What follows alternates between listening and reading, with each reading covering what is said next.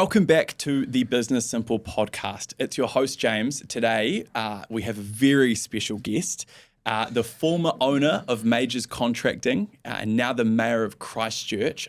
Phil Mauger started his business journey at just 16, working in his family's construction business. And over the years, he built it into one of the most trusted names in the Canterbury region, moving on, obviously, to becoming the Mayor of Christchurch, which is a very special thing to have achieved. Phil has lessons from running multi-million-dollar projects, navigating some of life's toughest obstacles, and I'm really looking forward to this one. It's going to be great. Thank you so much for taking the time, Phil. No, you're more than welcome. More than welcome. So typically with these, and I know you mentioned you'd had a look at one of them before. We tend to start with your story, and I feel like this could become a very interesting and probably reasonable portion of this episode from 16 to where you are now. Can you take me back to what kind of drew you into construction in the first place when you were 16 and then kind of just lead on from there? Oh, yeah, certainly. I was always interested in motors and getting dirty and grease and all that sort of thing. And we used to live right over the road from QE2 before it was QE2. It was the New Brighton Trotting Club. And the guys at the service station, Dad had a service station that he'd built when he was 21. And the guys at the service station built me a little motorbike. And I've still got it. And about 6 years old, I used to go drive around this thing in a motorbike. And so it just happened. My two other brothers, my grandfather was a builder, and they sort of lent the way of doing building. I can't cut two pieces of wood off the same length. I'm so bloody useless at that. So I just went towards painting and car painting, welding and stuff like that. So that was good. Sure. There's always something to do. Yeah, nice. Okay. And so then you started in, was it your father's business, your grandfather's business? My grandfather was a builder. Yep. After the war, he had a building company in Brighton. Yep. And then Dad was always interested in cars. So Dad was cars. My grandfather was wood, and so I just lent the car away. So yeah, cool. That was good. It was always handy. I used to drive Mum up the wall. I'd come straight home from school and straight over to the garage in my white shirt and get covered in bloody stuff. When I was really little, I climbed the fence and watched the guys doing arc welding across the fence. And it's the first time I ever got a thing, if you've ever had it and you don't want it, a thing called welder's flash. Yeah, and right. you're little and you're lying there, Mum's pouring olive oil in your eyes and frying your eyes out there. So you learn from your mistakes. Sure, right. And so, I mean, that sounds like a really cool start. Something that I've noticed with a few of the guests on here has been that early exposure to business and seeing people do it and what that has kind of led to. So talk me through once you kind of start getting a little bit more hands-on. You left school at 16, is that correct? One might be 16 and a half, somewhere around there. Yep. Sure. And then you're just straight into it, or what? Oh, what was absolutely. That Well, I process couldn't like? wait to get. I left the end of sixth form, and couldn't wait to get into it. At school, I wasn't. All I could do was wait to get out of the place. And when I had a row with the accountancy teacher, who I'm sure went and took my name off the UE accrediting list, so I thought, bugger you. So I had to sit UE, and that was the only one I got, was UE accounting. And so talk to me a little bit about that struggling at school period and leaving early and what kind of caused that. I was probably the original ADHD child that all other ADHD children were made from. A daydream out the window, couldn't wait to get out. And to this day, and I went all through growing up years at work and stuff like that, and I go, not bloody concentrate, can't concentrate on stuff. So I went, it's only probably about 2 years ago, I went and got diagnosed with ADHD, and bloody game changer. I can concentrate on things a lot better because there's a lot going on. When you're sitting up the front of the council meeting, it's just mayhem. There's a lot happening. Yeah. So it was good. And what, of course, what you do then, you go, if I'd known about this way back, and I'm not blaming anyone, if I had been taught different, because I'm more of a seer, look at it, do it, rather than a sit down and read it forever person. So there's lots of people out there like that, like me. One of my granddaughters is probably following in my footsteps. Yeah, sure. But it's good, and now people understand it and can help you out. So it's been a godsend for me. Yeah, wow. I think and I've never actually taken the time. I really should, but I feel like I've struggled with a lot of the same things, and I think that's why I left school early. And it sort of bumps you in a path where you're just like, you desperately just want to grab a hold of stuff and do things that are engaging for you. And reading a piece of paper doesn't tend to do that for me. No, it doesn't. It does not. So, but I'm very lucky. I've got good people around me that do all that for me. Because what I've got to be careful, I should say, I don't do a lot of emails. Now, if you were upsetting me, I could go in my email and so-and-so's upsetting me, you're horrible, and press enter and it's gone.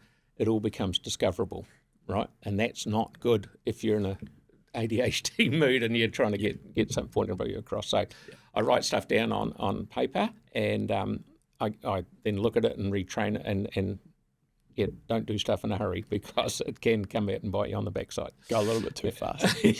Yeah, but as I say, I've got really good people around me.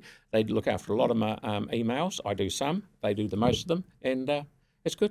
It's good. It's taken a wee while for some of the staff to follow the idiotic way my brain works, and because we write speeches together, right? And then they then write it out in double-spaced lines because as I'm doing a speech, I'll go, what about that? And I'll tear off into the distance on something else, go off-piste. But it's a pleasure. I love it. Yeah. It's good. Yeah. But I couldn't wait to get out on the job. Yeah. And mainly it was starting down the bottom, learning how to build footpaths and roads and lay pipes and all that sort of thing because it was interesting. And when you're young, it doesn't matter. You just head down and into it. And of course, that was good grounding because as you get a bit older, and it was always difficult sort of being the boss's son, so to speak. Yeah. Everyone looked at you as if you're some sort of a spy. Yeah.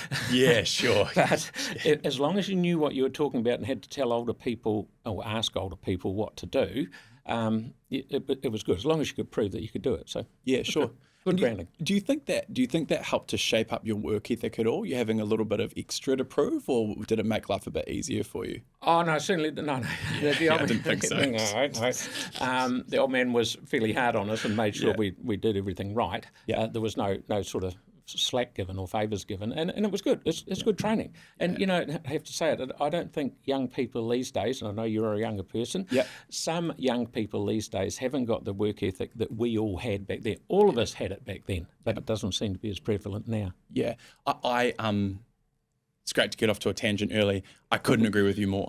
And I think that when I look at Digital Simple and what we've done, which has not been a perfect story, but from being a 21-year-old that started the company until 6 years later and being able to grow it to where it's been, the differentiating factor has not been the fact that I'm more technically capable than other people or that I'm smarter or that I knew things that they did. It's just been that. And I think we're in an environment where if you have that work ethic, you can just push ahead of people. I think also, and I don't know what your exposure is, but there's this kind of cliche young business owner that's like works 16 hours a day, 7 days a week, whatever, whereas the real people that I know that are actually doing it aren't unrealistic about their work. They just work really hard and really consistently. Well, they work because they want to do it. Yeah, Excuse me. I used to work 5 days a week doing 6:30 till probably 6. Yeah, in that order, and always a Saturday morning until about 1 or 2 o'clock in the afternoon. Yeah, and Dad would always ring up after a while. Excuse me. He'd say, "So what did you do today?" This is Saturday. What did you do today? And sometimes I might not have gone to work on a Saturday. I actually felt guilty that I wasn't going to work. So we were always encouraged to get out there and do it. Good for you. Good for you. Yeah, really good. And what else are you going to do? Watch Netflix or I don't know what you do back in the day. Those days. Yeah, read the paper. I don't know. Right. That's right. There wasn't much to do. Yeah, sure. Nice. Cool. And so you get in, obviously you're learning a lot about what you wound up doing, footpaths, roads, concreting, laying pipes, and subdivisions, all that sort of thing. Yeah, sure. My grandfather was a builder and they used to have trouble getting enough sections. Yeah. Okay. So my grandfather, my father and a couple of others started up a land company to buy land to be able to feed sections to 3 different builders around town because that's where the bottleneck was. Yeah, sure. So you could build as many houses as you like, but you didn't have the land to build it on. Yeah, you had it. So that was good. And you wound up joining that company? Contracting company, yeah. Well, I left in 1974, left school, and I've only ever had one job. My CV is as boring as, work for family business. So Yeah, nice. You've got a pretty important second job on there now. I was moving on the plate, yeah. Yeah. But what happened was 10 years ago, I used to got into car racing because I like cars and stuff like that. Very lucky to have some really nice cars, took me all over the world. But we were going over to do a 12-hour endurance race at Bathurst. And we'll jump in the car. There's four of us, four drivers in the car, and we're driving there. It's a place called Kelso. I've never saw Kelso because when we were sitting at the traffic lights, a 45-tonne truck ran up our ass. And I was in ICU for 2 weeks with 21 broken bones and a punched lung. Yeah, wow. I always believe out of bad comes good. I needed the change because at contracting, what am I, 67, so I would have been 57 when that happened. I couldn't keep going out, standing in the rain and digging holes and being sort of at the front of the team, so to speak. Yeah. So I needed to have a change. I was out of action for about a year. Yeah. And there's some good guys at work doing it, which I'm very thankful for. But it was time to have a change. Yeah, and sure. Consequently, I used to go over to Dad's, and all we'd do is moan about the council because it wasn't doing this and it wasn't doing that. Yeah. And we decided, let's stop moaning about it and start doing something about it. So I stood for Burwood. Yeah. And got in there, and then and enjoyed it. I really did. And then about 2 or 3 months before the old man, or Dad, the old man passed away, he said, "You ever thought about having a go at Mayor?" And I said, "Well, it's crossed my mind." And I thought, well, I'm great to believe if you don't try, you don't know. Yeah. So try. If I hadn't got in, would have been that's that. But I got in, and I thoroughly enjoy it. Yeah. So I thoroughly enjoy it. Do you think, and I suppose you probably brushed over something that to a lot of the listeners is actually quite special, is you were 57, and obviously at that time you'd been working in the business for 40 years, give or take, maybe 41, right? A lot of the business owners that I know build companies to a certain point, and then they really step back and they spend a lot of time they're not standing out in the rain with the boys laying roads and doing things like that. Do you think that attitude was a part of what grew the business to where it is? Certainly. We only, in the early days, we only had about 20, 25 people, and you knew all of them. Yeah. Right? Now, after the earthquake, a lot of our competitors had about 30 people. They went to 135 people, and that's quantum change. We went to about 32 because it's nicer to know all your staff and see what their kids are doing and have an interaction with them because as an employer, I need staff as much as they need me. Yeah. They need me to price a job and not go broke, but I need them to work well so I don't go broke. Yeah, sure. So it was a very good happy family thing. And nice. As I might have said before, I would never get any of my staff to do something that I wouldn't have a crack at myself. So having done all that donkey work for all those years, I could say, right, that's going to take you 2 hours to dig that trench or 5 days to build that road. And I knew because I'd done it. Yeah. So I'm sure that creates a really cool level of sort of mutual respect between you and your team. Yeah. Because it is a truly challenging thing to grow, even like a business to 30 people. It's a big business. And I know that in terms of the global scale, it's not 600 employees or something crazy like that. But as the employer, that's a lot of weight that sits on your shoulders. It's a lot of people who rely on you for their mortgage and all that kind of That's thing. right. You're providing a lifestyle to them. And one year we got all carried away with, what we're not going to do, and we got a whole lot of work and hired a whole lot of subcontractors and stuff like that. We turned over $1 million more and didn't make 1 cent more. Yeah. And you go, why am I waking up in the morning? So we just back it off and just do the work that needs to be done. Yeah, cool. What a refreshing attitude. That's really cool. And so the business is now a third generation family firm. Yeah. One of the things was that when I stood for mayor, there was a lawyer at council. He said, Philly, if you become mayor and you've got anything to do with your business, if 1 cent of money is seen to come from this organisation to your pocket, you're on the front page and you're gone. Yeah. Which sort of was good, sort of played into when I had the accident, I'd moved things into a trust and all that sort of thing. Yeah. So this was what I needed to move it on. So I said to my daughter and my son-in-law, take this. Don't hurt anyone and don't go broke and you'll have a ball, because it's been good. It's been good for me. Yeah. You do have bad times in contracting when things are tight, but it's great. You can drive around town. I can drive around town now and say, I built that road. Yeah. Oh, that was a right bastard, that it was soft, it was wet, it was awful and this. But then you do the next one and you get very proud of what you've achieved. It's good fun. Yeah, cool. A lot of the people that I've had on here who are involved in construction have had the same feel towards things. It's like greater being a part of something bigger than just sending invoices each month Absolutely. and making payrolls. It's contributing to a city. Yeah. And talk me through, probably just one last bit as far as your story. Talk me through what that earthquakes period was like for you. It was certainly different. The thing that when the first second earthquake, the big one, when the big one happened, I was out in Templeton, and I saw the ground coming towards me. It was like a little bow wave, like a little wave about 300 mil high, and going across this big 40-ton machine next to me having lunch, and going boop, boop, boop, moving around. Hell's teeth. So we just went back to work, didn't think anything of it. And I thought, I better ring up work, because work was over in by Porritt Park, over in the east. And all hell's broken loose. There's underground fuel tanks have popped out of the ground. There's liquefaction everywhere. And the guys are just about, they're beside themselves. So we all came back. But it was good. We got on side with Fulton Hogan. We're one of their contractors, and because they were one of the main actors. And it was good. It was just go and do it. Nice. It was great because you didn't have to ask for permission to do stuff, and you didn't have to worry about red tape or anything. If you wanted to cut that down and do it, you did it. Go. Bloody great. Go. Yeah. What a fun society where it's able to manage itself like that and do things. It's for sure. Awesome. And so obviously running a construction company for decades would have come with some pretty serious challenges at points in time. What were some of the standouts when you think of hurdles you faced and how you overcame them and scenarios like that? But we have lots of ups and downs.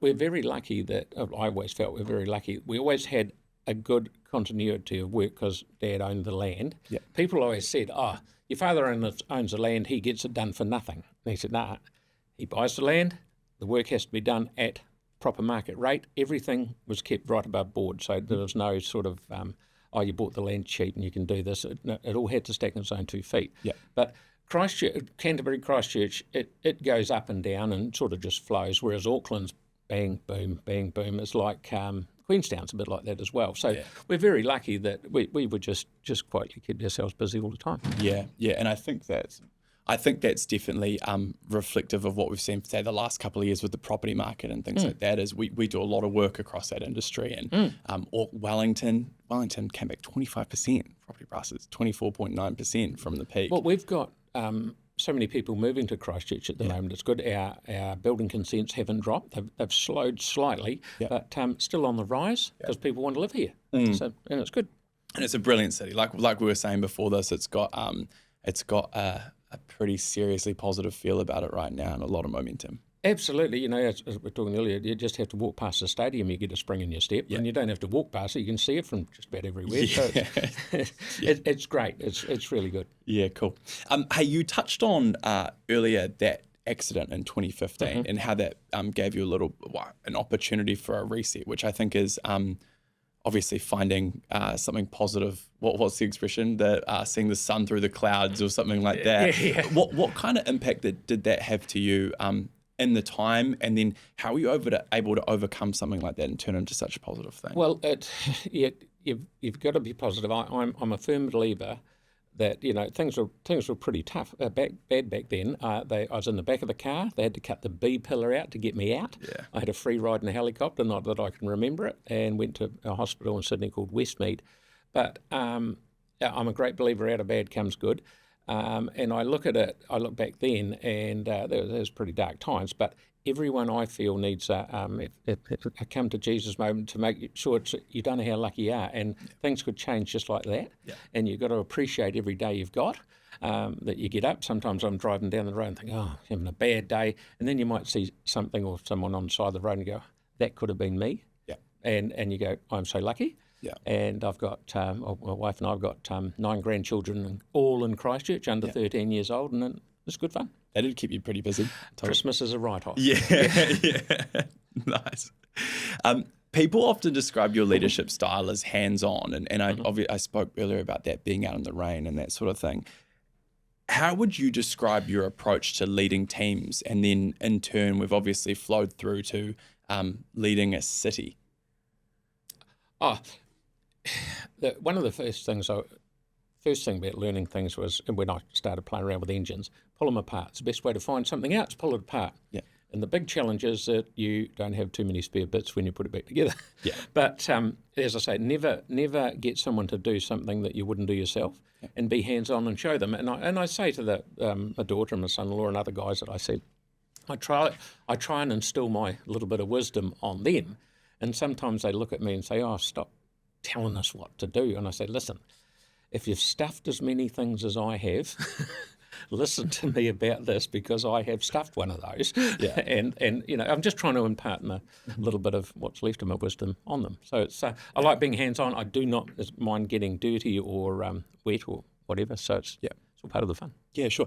And that's flowed smoothly into your current role, or you found it a little bit more challenging? Oh yeah, no, it's good. One of the things I used to do when I was working just by myself with a couple of others, I'd have a board meeting in the car on the way home, in the mirror in the car, and argue with myself. And as long as I made more good decisions than bad ones, it was easy. You'd toss it around and go, oh yeah, that's right. But in council, you've got a thing called process. Mm-hmm. And I did struggle with that for probably a good year and a half. Yeah. As some people might say I still am. But once you learn how the process works and you go with it rather than try and fight against it, it's good. So now, because I know a lot about pipes and roading and stuff like that, I can talk to the roading guys and the pipe guys and the water main guys, all of those sort of things. And we're on the same wavelength straight away. I'm not good on other things, but I've had people that give me advice on that. So I like getting in there and seeing how. First thing I used to do when we get a contract come in, I'd get the plans and say, right, how can I or we look at this and change it so that it saves the client money? Yeah. And that worked extremely well. We got so much repeat business because of that. Because you're not out there trying to retire on every job. If you get to the end of the job and you've made reasonable money, there's no sense going for someone's throat and trying to get more money out of them, because they'll ring you up and say, you did a good job, would you like another one? Yeah. And that's what you got to build relationships. Yeah. And you become so hard to compete against because everyone else is trying to retire off the job. Exactly. We had one guy. One guy worked for Dad. He started with Dad sweeping floors, and he worked there for 62 years. He ended up driving a transporter truck for us. He's still around. He lives over in Burwood. Yeah, a nice old bloke. So and that's, we had so many people who'd been there for at least 30, 35 years. Yeah. So yeah, it's a long time. I give my my old man a little bit of shit because he's been at MediaWorks for, I think it's 37 now, 37 years. Mm-hmm. He's essentially part of the furniture. I think he's been there longer than anyone else. You probably combine the top three together, but. It is something that appears to be more and more rare as time goes on, and there's more options, and there's Well, before the earthquake, Christchurch was very good. No one really nicked workers off other people, and if someone did, you'd bring up and say, oh, so and so's looking for a job or whatever. After the earthquake or during the earthquake, a lot of ethics went out the window. People would go onto a job and say, oh, I'll give you 50 cents an hour, come and work for me. And it's actually got back to the way it was, but during the earthquake times, it was people are just dropping tools and running off and working somewhere else because the labour market was so tight. Yeah, I like that. And I think that we talked about the work ethic thing being a part of how Digital Simple's grown. I think that more old school business mentality that's come from watching my dad and the way that he deals with clients for all that time has been a big part of that too. And that's something that's really hard to keep a hold of as you grow and get bigger. But as I've been reflecting over the last little bit, I think it's something that we need to focus more on, is that like just ruthless client first, do the right thing. That's right. But see, you can disagree with someone and you can disagree hard, right? But as long as you've got respect of the person, you can have a cup of coffee afterwards and get on with it. You don't hold grudges, just get into it. Life's too short. Yeah, for sure. What sort of business philosophies did you use back in the contracting days that you've been able, especially if there's any you've been able to pull through into the Mayor? I see one here noted, an honest day's work, things like that. Talk to me a little bit about the way that you ran. Well, because when we were, after I sort of got off the tools and more of a foreman and started running around like a headless chook, you say to your guys, look, it's taken me, and my feeling is it takes just as much time to do a job wrong as it does to do it right. Yeah. And I used to say to my guys, it's taken me 10 years to get the respect of this clerk who works from the council or the drainage board. You can stuff it in 10 minutes. Yeah. Don't do that, because once you've got the respect of people like engineers and stuff like that, they trust you. Yeah. And I wouldn't say they let you away, but they let you do things and don't have to look over your shoulder. There's nothing worse than having someone looking over your shoulder and you get all stressed out and things like that. So just let people do their own thing. And I used to go into a job and I knew what I wanted. Yeah. And I'd say, oh, this is how I'm going to fix this problem. But I'd always say to the guys, we've got this problem today. How do you think we're going to fix it?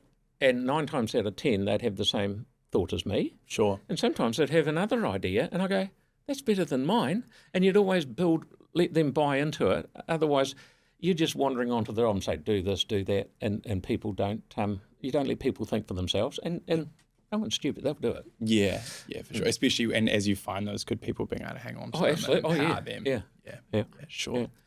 And what are your, as you look back, especially through the contracting days, what are some of your proudest achievements? What are some of we spoke about the hurdles you faced. What are some of the reverse of that? Lots of jobs. Dad, I always remember back when this is just as I left school, Dad decided to go and do all the earthworks over at QE2 for the new QE2 for the Commonwealth Games. Yeah. And he put aside his profit margin, just did all the work at cost because he was keen on getting it to happen. So then I left school and we were doing one hell of a lot of work, going up to Commonwealth Games and all that. A lot of work. The other thing I worked on, which just happened the other day, and out of bad comes good, is the trickle filters that caught fire 3 years ago. Yeah. 45 odd years ago, I was working on those, rebuilding them with a company called Wilkinson Davies. Yeah. So when they caught fire, I knew exactly what was going on inside because I'd built it. Yeah. And when it came to fix them, the insurance company was going to give the council $100 million, repair them the way they are. And I said, no. There is a better way. It's called activated sludge. So they said, yes, that's fine. You are making them better. We'll only give you $85 million. So we've budgeted for more money and we're going to put activated sludge in, which they're working on at the moment, that do away with the odour. The people over there don't need the odour. We could have rebuilt back what we had and still had the problem that we had. So out of bad comes good. But I'm sorry for the people over there that are putting it up with a bad at the moment. But when this new activated sludge comes in, it's going to be good. And so many subdivisions all over town. When I stood for Burwood, I went across a map and just put highlighter on all the roads. And there's lots. And it's good fun. Yeah. It's such a and I had a few people that have come on here that are challenged by council, I suppose, a lot with because they build houses or whatever it is. It's really refreshing to hear someone with such a practical, hands-on, let's just fix it and move on kind of attitude. Because one of the things I'm trying to instill, and I've got a couple of guys at council doing it with me, is if someone's down in consents or what, it doesn't matter, I'm not picking on anyone at all, and they say, oh, here's a problem, I will tick that box. Now, as long as they know that they might have ticked this box, which might not be that necessary, but they've got to think past it and go, oh, this is going to take 5 months for some poor bugger to come up with a report on something we won't really read. Yeah. So and these days with the cost of borrowing money and developers doing things, we've got to assist them to get stuff through as quick as we can. So I'm working hard with some people at council to make sure we're making it as easy as we possibly can. There's always, you get consents in, and some of them have been written extremely well and they just go straight through, but other ones need a bit of work, so we just get everyone up to the same speed. Yeah, and it definitely needs some level of management. It's just trying to figure out what that's like. But as I said, if you're doing a good job and to an engineer or something like that, they'll go, these guys know what they're doing, and you'll be right. So green light. The minute you upset them, at your peril. Yeah, for sure. What advice do you have for a young business leader currently looking, especially maybe say one in Christchurch, around the way that they should be operating or doing things? Just be honest. Be straight up honest. As I said earlier, it takes as much work to do something wrong as it does to do it right. just be straight up. Be straight up with your staff, and always pay your staff on time. When the contracting company first started, because Dad was doing it and he'd start up a new contracting company when I came along, we had to borrow money off the bank for the first month to actually pay our wages to the staff, but they're doing the work. If you haven't got staff, you've got nothing. Yeah. So you've got to look after them.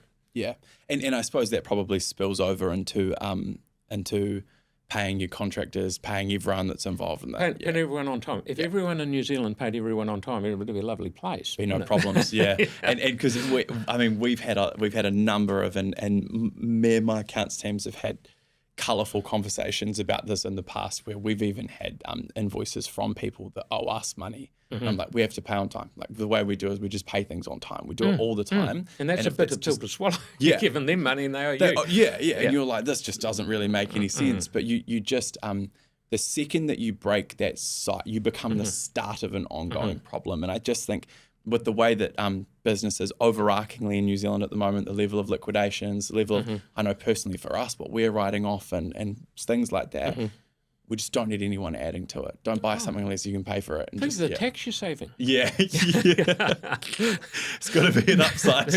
Out of bad comes good. Not good. Yeah, for sure. And are there any pitfalls that you see from young business owners, or things for them to be aware of? The old man always used to say to me, always do your homework and don't over-rev yourself financially. It's very easy. Like when I first got married, I borrowed, my wife and I borrowed $21,000, and I thought I was going to die, and it went to 21% interest rate. Yeah, and we didn't. Yeah, but nowadays young people are sort of 400 grand, 500 grand, because when money was cheap and interest rates were dropping, the banks would say to them, "Oh, just borrow some more." Yeah. Because you're paying it, just borrow some more. And of course, when it goes the other way, that's what has been the problem over the last year. Any spare money that's been lying around has been vacuumed up by people paying interest. Yeah. And it must be bloody hard for some people. And that's why we've got to try and look after as best we can rates increases and stuff like that, because it's cost of living crisis. Yeah. And there is a general market sentiment where people are getting pressed, they're getting squeezed. I also look at it sometimes and like I'll see our grocery bill, and I've got an 8-month-old and my fiance at home, and that's it. And I'll see our grocery bill and I'm like, how do people run like this? Yes. Yeah, I know exactly what you're saying, because we went, wife and I went down for the other day, and she said, see this here? This is $160 worth, $180 worth, or something like that. Yeah. Really? I actually used to buy the place for $180. So I could buy it. Yeah, that's right. Yeah, if I remember. And this is inside of my lifetime, like 8 years ago or 9 years ago. But I suppose there's a larger overarching thing that's there. But yeah, I just do wonder. I do wonder. Cool. And then the construction industry in New Zealand, that's obviously evolving really quickly. And we've spoken a little bit about the council role in that and things like that. How do you view the current state of construction in New Zealand? And do you have any thoughts on where that industry is heading, or opportunities or anything like that? Oh, there's when I started out, young people, or anyway, they don't know how lucky we are. I used to drive a front end loader, didn't have a roof on it. Sit in the piss and rain all day. But one of the good things that's really come out of things is health and safety. Now, sometimes you can say, the pendulum's gone too far, but you've got to look after the people that are helping you make the money. So that's very important. Another thing that I think has got out of control is traffic management. Yeah. It's the man who is making the cones is doing a very good job, because there's more and more of them being put out. I'm sure there is a better way, and I'm talking with people in government. We've got to make it easier. It just, no one wants to see anyone get injured or hurt. Yeah. But you can always hide behind, say, we've got to put in these $5,000 worth of cones, when you could get away with $2,000 worth, because it all gets charged back to the ratepayer or the person buying the section or. And so it's just gobbling up money that we haven't got. And I think people don't understand that they wind up fronting those costs, but just in a roundabout way. So yes. I think they, and I think honestly, if you went through someone's rates bill with them and were like, this $180 this year went to road cone renting, and this went here and this went here, there'd probably be a different sentiment about it. A couple of years ago, I was looking at a job it was a council job, and it came out. It was about $10 million worth of work. Yeah, drainage job, and the traffic management component of it was $1 million. Yeah. And that's not laying many pipes. Yeah. So, but you have to be safe. In the good old days, we used to have 44-gallon drums on the side of the road. Yeah. And the wee light that was on it, because I used to do it, was kerosene. You just light them at night time. Yeah, right. Yeah. And I think, once again, there's a sweet spot somewhere in the middle. There is. Yeah, for sure. But it's just that trying to keep costs down for people. I had a guest on Blair Chappell, who's the other half of Williams Corporation, and I asked him if there was anything he would do differently if he could do his time back, and he was like, I would have invested in road cones. It was his, Absolutely. Yeah. During the earthquake, they were getting charged out at $2 a day, each one, right? And they're only $29 each to buy. Yeah. But as every student in New Zealand gets 1 or 2 or 10 in their bedroom, sooner or later everyone will have one and they won't need to nick them. Yeah. You just better go around and knock on people's doors and they can bring theirs out. Then the rats will come down. Here we go. When it first started out, and we moved from 44-gallon drums to road cones, they were all bought out. They're 600 millimetres high. And then someone in Wellington had a brain explosion and said, we need to make them 700 mils high. So all of those ones, gone. So, and it's just all cost. Yeah. It must be, and this kind of flows on to one of the sort of more closing sub questions I've got, is it must be really interesting transitioning from business to public service and seeing, especially with your business attitude, which I think has come through so clearly in this episode, is hands-on, make it work, let's make it happen, there's no need for it, and then to jump into having to probably fight for that to be seen by everyone else must be interesting. It is instant, always looking outside of the square. Yeah. Now, I'll tell you, I'm going to give you a wee example. Down at Waitaki Street, Bexley Road, where there's a new big stop bank being put in, it's $1 million every 100 lineal metres. That's what it costs. Phenomenal amount of money, right? So now we're looking at a different way of doing it, which we can use a different method, and same result, it's going to work well. $250,000, 100 metres. So quarter the price. Yeah. And that, no wonder we haven't got any money, because we're spending it all on things that we've got to look at a better way of doing things. Yeah. And take, like, people always get stuck in me about being anti-cycleways. Now, I've been up to Wellington, I've been Nelson, I've been to Auckland, and I've seen the way they do it. They do it a lot different to us, and it's cheaper and easier. We are hell-bent on digging a trench in the road for putting 2 curbs in the road instead of gluing stuff on top. Yeah. One of the downsides we've got as far as roading goes in Christchurch, way back in the day, and you're too young, just behind us over here, there used to be a thing called the gas company. Yeah. And the gas company used to make a thing called coal tar. Yeah. And that's very carcinogenic. What we used to do in the good old days is spray it on the road and throw shingle on it, and that was your road. Yeah, right. But now we're coming to dig it up. It's causing us all sorts of grief. Yeah. Now, if we can leave it alone and just cap over the top of it and not dig it up, it saves so much grief. Yeah, so right. We've just got to think a bit smarter. Yeah, sure. Do you, and this is just more of a personal question, it's not something that I prepared, but how do you find the being in the public eye part of your job so much? Because you mentioned obviously like people saying that you don't like cycleways, and obviously no one doesn't like cycleways, or does, you obviously have it, but everything's twisted, is that challenging? Well, it is. I could have qualified that. I don't not like cycles, I just don't like how much we're spending on them. No, right? No, and that's what came across when you said it, I think. Yeah, and it's you've just got to look at the best way that we can do it to save money. Yeah, for sure. But the like the public or the newspaper, like that doesn't bother you? It's just it's all part of the job. Yeah.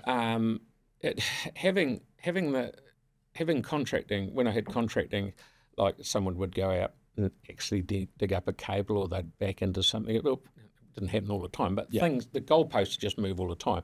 Yeah. And I now let things like that just blow over my head, because shit happens. Yeah, sure. And the main thing is, as long as no one's hurt, or no one's injured, it doesn't really matter. Yeah. And so you just get on with it. So it's Yeah, cool. Nice. Hey, this has been really fun. Is there anything else you'd like to touch on before we wrap up? Or?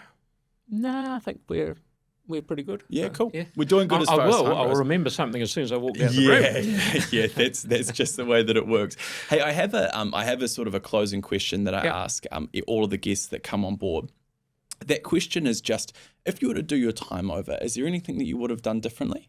Oh, right, from coming out of school? Right from the start, yeah. Not really. Nice. Not really. I've been very lucky because I've been into cars, right? Dad had lots of vintage cars. I'll just go off piste a bit here. I've got the ladder truck tilling Stevens fire engine. It was at the Ballantyne's fire. Things like that. It's just you just got to have something that's a bit different. Yeah. But I've had a number of really good racing cars. I had a Formula One McLaren, 1973. It took me all over the world. Yeah. And I've had a British touring car, took me all over the world. So I've been very lucky with the cars and stuff that I've had and the direction that I took. Yeah. And no, I wouldn't change anything. Yeah, nice. I love it. Yeah. Hey, obviously, if someone's listening to this, they want to keep up with you.